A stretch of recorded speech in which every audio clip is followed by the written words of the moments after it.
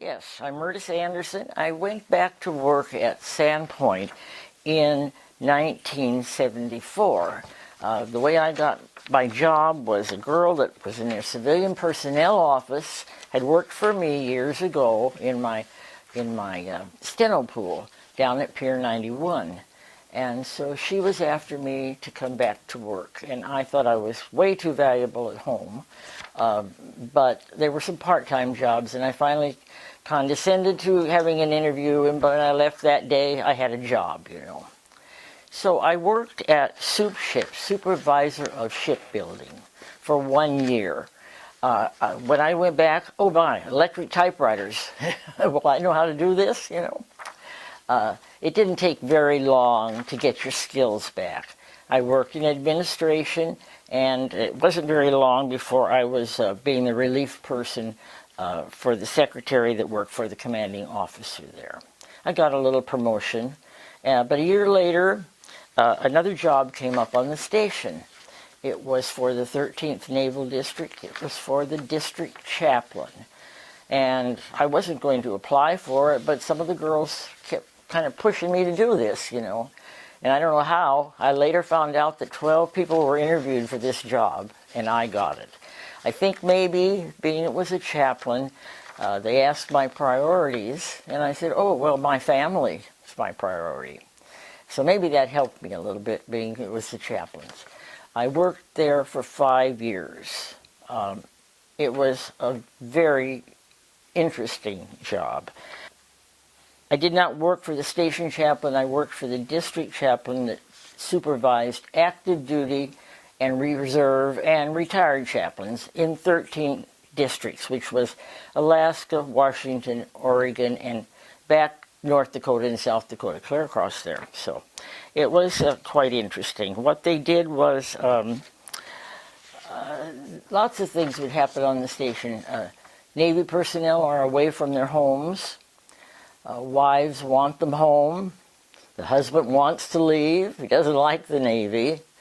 And whenever anything can't get worked out, it sort of ends up in the chaplain's office. Perhaps they will be able to help a little bit. And sometimes they could, and sometimes they couldn't, But that was the way it worked. Building 9 is the big, long building just after you come into the station. And that whole building at the south end of that building was a very lovely chapel. And it seated maybe at tops 60 or so people. Both the Catholic chaplain and the Protestant chaplain conducted services down there every weekend. The rest of the time they were in their offices and doing whatever they had to do. We had lovely offices. And it's still standing. You walk up the steps, and there's a little porch there, and there's awnings there, and you walk in, and there's a reception room. One side there's one chaplain, and the other side the other chaplain. For some reason, the chaplains always ended up in my office. Come in, and they wouldn't get to their office. They'd stop there and visit for a while. So we would go over a lot of things, including Navy relief, which came under the auspices of the district chaplain. And Navy relief was a very good source of things for a lot of people. The deal was it had to be a need, not a want.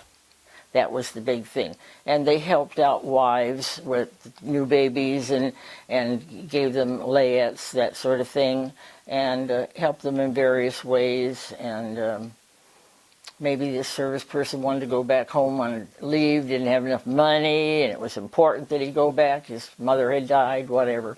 They would either make a loan, give them a grant, or if they were able to pay it back, they would, and then the money would go to someone else. There was a lot of crises going on in there, and the district chaplain was due to retire in a few years, so he was studying to be a marriage counselor, and so he was sort of happy to have this type of case. And Some of these people he could help, some of them he couldn't. Sometimes the couples were together and they would come in for counseling, that sort of thing. They never shared any of that with me. That was all behind closed doors, of course.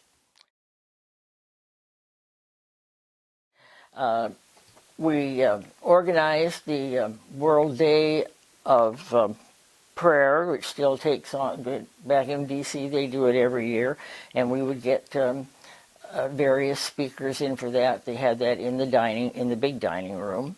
They also had, they had, the Marines would have an anniversary dinner every year. The chaplains also had an anniversary dinner every year.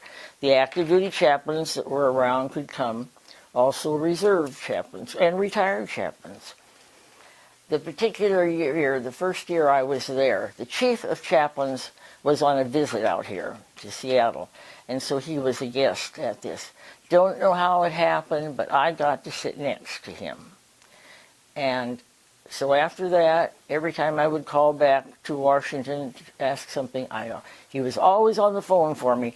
But later, when he retired, he became Archbishop in New York, and later on a cardinal. So I feel pretty special about that, having known him and been able to talk, visit with him, you know. So that was kind of good. This is a story I will always remember. One day I came into work early.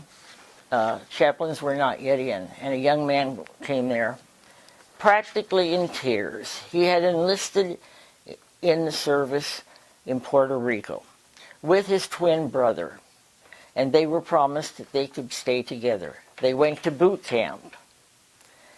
But when they got out of boot camp, one sailor went to the USS Seattle on the East Coast, and one came to Naval Station Seattle. I don't know how the other twin was doing, but this boy was a mess. I mean, I felt so sorry for him, you know. And of course, he had to come back later and see the chaplain and I kept after the chaplain every day. And this young man was down there every day. But I came in towards the end of the week. I got there first, and under the door there was a note. And his orders had been changed to the USS Seattle. And I will remember you all my life, Mrs. Anderson. And I remember him all my life. So that was a good one, you know. My husband had a heart attack. And I drove him to Northwest Hospital, and he ran in there himself, but he did lose the lower part of his heart. Bad night, rained and all, and eventually I was escorted out to the entrance to sit and wait for a doctor to come and talk to me. The lights went out in Northwest Hospital, generators got them back on, but I was all by myself, and so I called one of the chaplains. He came right over. In the pouring down rain, I can still see him coming in the door. Came in, saw Andy, and stayed with me for a while. We became very good friends. He passed away last year.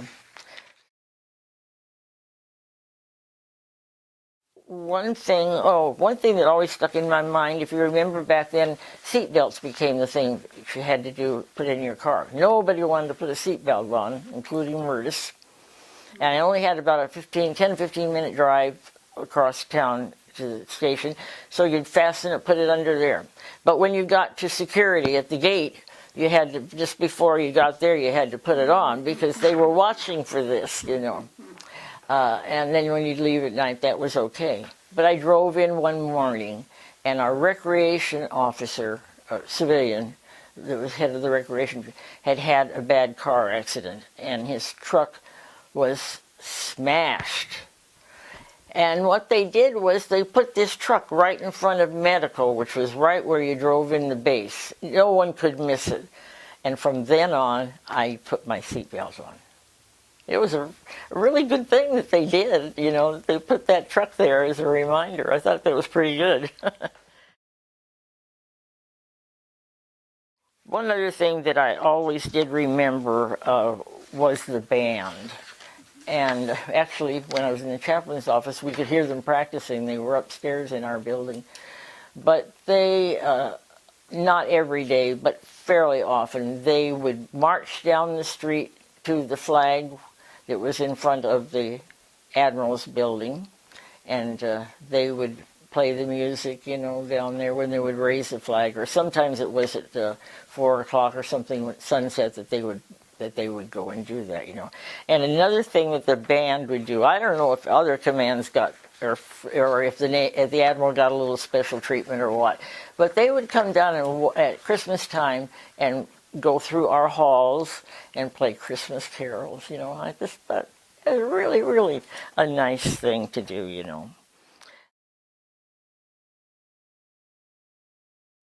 But it did have a big effect on my life, the years that I spent working for the Navy, because I worked with human interest and with people, and so it was really a good time for me, and I still have friends from there.